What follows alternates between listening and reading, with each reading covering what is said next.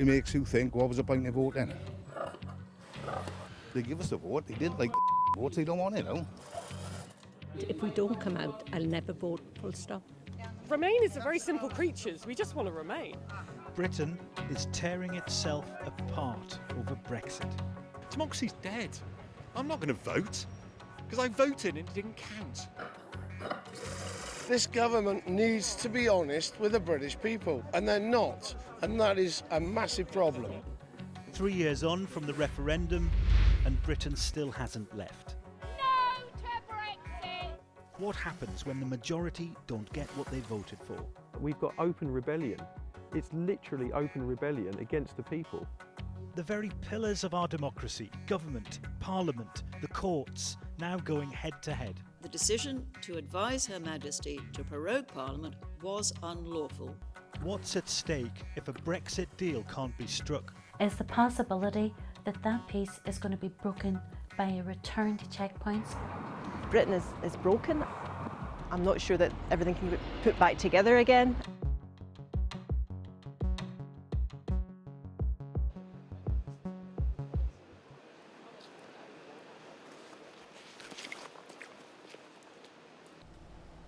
You know, ever since the referendum, there have been people protesting outside of Parliament on both sides of the debate, and they're a determined, committed lot, and I think it's a good place to start.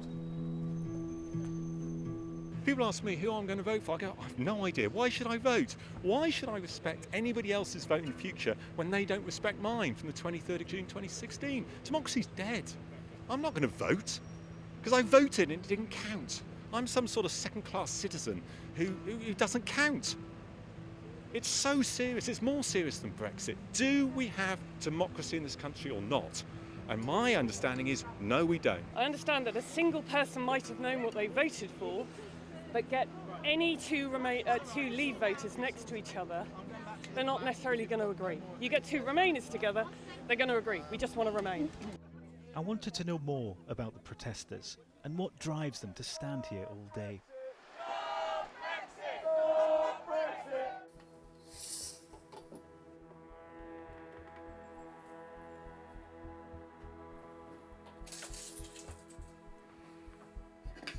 So I have a loud voice, and you know, I'm not afraid to use it. Democracy is all about drawing a line in the sand, and this is about democracy now. And the banner is just another way of reinforcing it. The simple placard, the simple message is what gets over. And I've got an old bit of timber lying around in the stables. And the marker, it needs to be black, it needs to be simple, it needs to be as wide as possible. Pop along to the local art shop, see what they've got, job done. You enter the debate. There is no greater disloyalty than the elected class ignoring the will of the people. You know, it was a clear majority to leave the EU, and they are doing their damnedest to not leave the EU. That's disloyalty of the highest order. I don't normally dress up in a crazy costume, but what else is there to do? What else is there to do? We need our voices heard, and the parliamentarians need to hear that there's passion out there. Jeff isn't alone. We've carried out a national poll asking if people have faith in Parliament after Brexit. 75% said faith in Parliament had been damaged.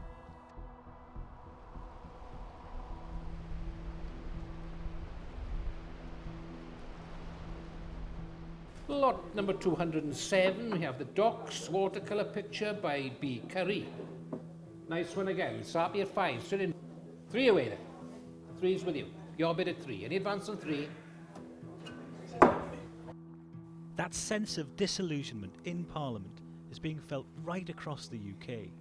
Places like Port Talbot in Wales voted out, while the Labour MP here voted to remain. Truth is, many Leave voters here expected to have left by now. The first person I meet at this auction is Anne Bainan, who voted Leave. If we don't come out, I'll never vote, full stop. Has it damaged your faith in the parliamentary system, in MPs? Definitely. And I think a lot of people feel the same way. So As I say, I don't know where it's going to end, but it's just a mess. They want us to vote again. Why? We voted. I don't want to vote again. If you can't honour the first one, no. I'm not interested in voting again. And as I said, if we don't come out, I'll never vote again. I was Labour, but never again. Never again. I get chatting to Steve Jones. He tells me he'll never vote Labour again either. It makes you think, what was the point of voting? Do you know what I mean? What was the point of it? So you feel like the MPs have ignored your voice? They have, obviously they have, haven't they? Do you know what I mean? They're acting like a lot of kids up in Westminster. Do you see them the other night? Childish, pathetic. Do you know what I mean? We don't understand. We do understand. We're not stupid. Well, we ain't MPs, but do you know what I mean? Yeah. They give us the vote. They didn't like the votes. They don't want it, though. Right? I mean, it's a view that I hear all over the place. I mean, this guy can hardly contain his anger. He voted, he says, to leave. He believes he's been absolutely ignored by MPs. He says they're taking the mick out of him. And you see the anger that gentlemen like that are expressing all across this area, all across this part of Wales.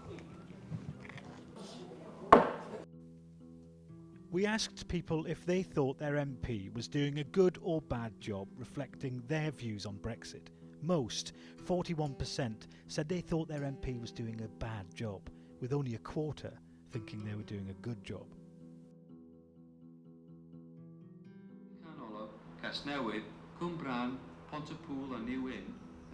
It's clear that Brexit has driven a wedge between MPs and some of their constituents. With Parliament unlawfully suspended, the Labour MP here, Stephen Kinnock, is back on his patch. Good, yeah, welcome back home. It's great to be back. It always is, yeah. A bit earlier than you thought, though. Perhaps. Well, that's right. Kinnock's caught between his constituents and his own party, trying to please both. He wants Labour to renegotiate a deal and respect the referendum result.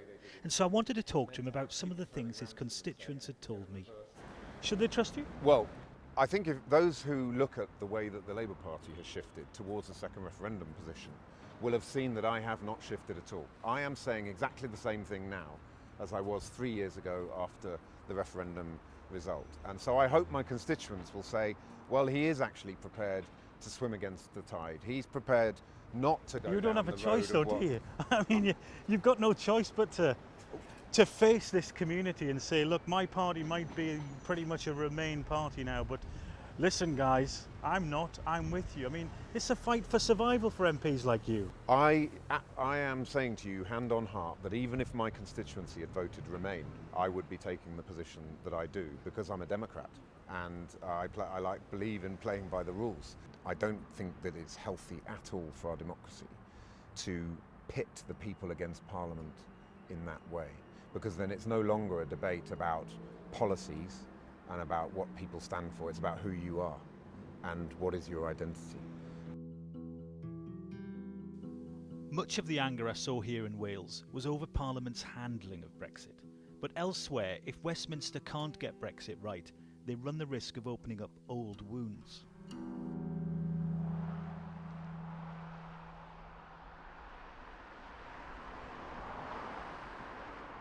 This is the unresolved issue in Brexit.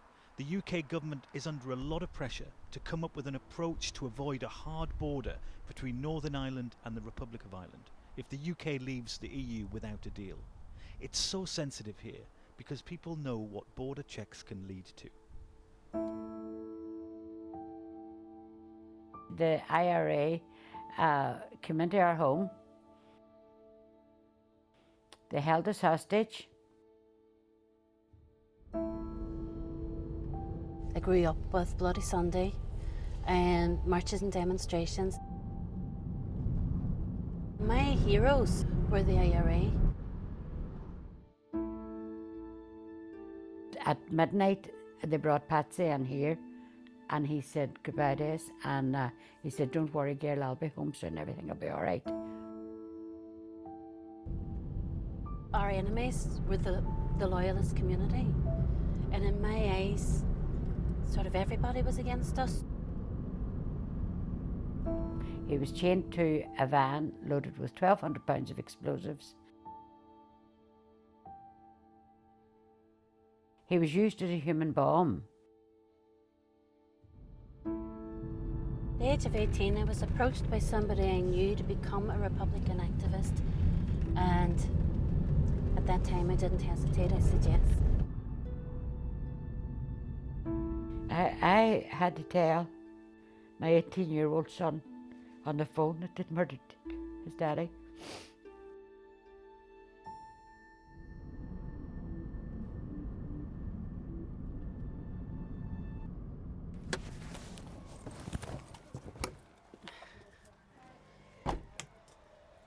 Hello, Mrs. How's it going? Good to see you. How's things? Okay. Yeah, come on in. Come on in. Thank you. Hey.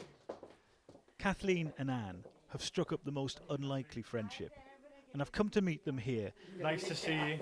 Because I want to understand their concerns.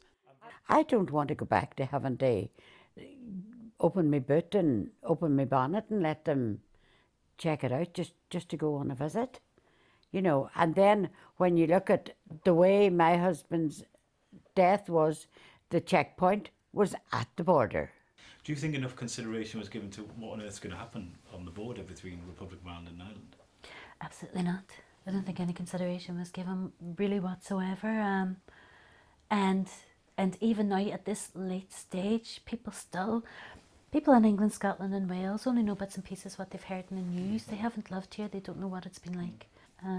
It's very, very fragile. Do you have faith in Parliament? No. And also, in the background that I grew up in, I never had faith in Parliament that was sitting in Westminster. But what is making this a bit more worrying is the possibility that that peace is going to be broken by a return to checkpoints.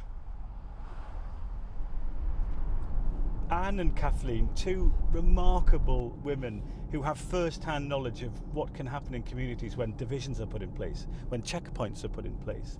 And they are now looking to Westminster for answers about what the Irish border might look like after Brexit.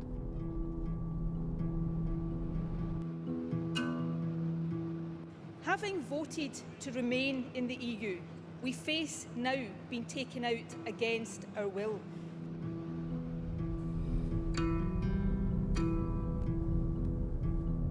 There are some signs that all the antics down in Westminster could be changing opinion amongst some people here in Scotland. Just look at some recent opinion polls and you'll see that one big issue, one that had arguably gone a bit quiet over the last few years, could be making a comeback now.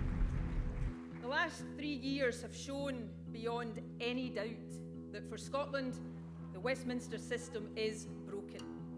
And do you know what else has been broken? The promises Westminster made to the people of Scotland, they have been broken too. The Scottish nationalists see Brexit as their second bite at independence, a chance to make a run for it. I feel that Brexit has exposed fissures and cracks that were there already, and it's made them wider, but it's shone a light on them in a way that I think everybody in the whole of the UK now has to recognise that we want different things. We want to go in different directions. I've come to see Karen Campbell, an ex-cop, now author, sick of Westminster and sick of Brexit.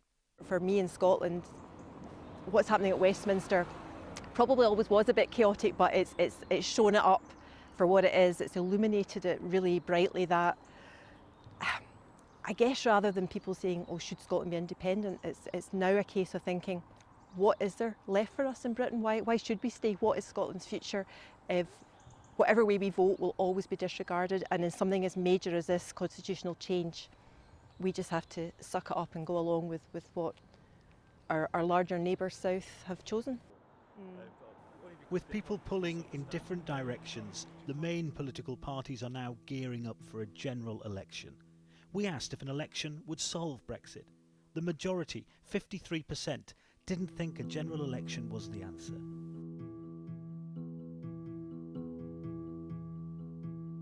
But an election is coming. It's not if, but when. The result of that election will tell the story of where the United Kingdom is right now and where it is heading.